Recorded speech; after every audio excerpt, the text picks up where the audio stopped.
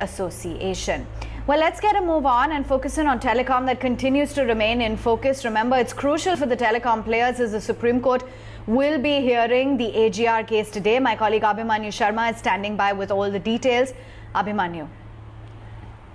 The top court is going to hear the crucial adjusted gross revenue case, which is, of course, extremely relevant for telecom companies and the entire health of the fragile telecom sector. On the last date of hearing on the 18th of March, the top court had ruled that no self-assessment of dues by telecom companies would be allowed and they will not hear any further objections. The court had made it clear that all dues have to be paid as per the October 24 judgment, including the interest and penalty.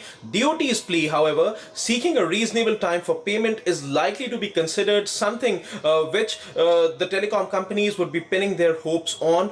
On the last date of hearing, there were scathing observations which were given by Justice Arun Mishra, who had observed that what was happening was shocking and a self-assessment would have triggered a third round of litigation. He had also gone to the extent of saying that this was subterfuge on public money which was not paid for decades, and there can be no way that telecom companies can escape paying this money. The court had refused to accept arguments by telecom companies that the amount was huge and payment of such an amount may push several telecom companies into insolvency. What remains to be seen is whether the top court is going to give any leeway to the telecom companies or to the DOT to negotiate the terms and timeline of payment of AGR dues over a period of time. Thanks very much, Abhimanyu, for giving us those details. And ahead of that, some of those telecom stocks continue to remain in focus. Bharti Airtel is holding out in today's trading session, and you've also got Vodafone Idea. Well, that stock just about down 1.5%.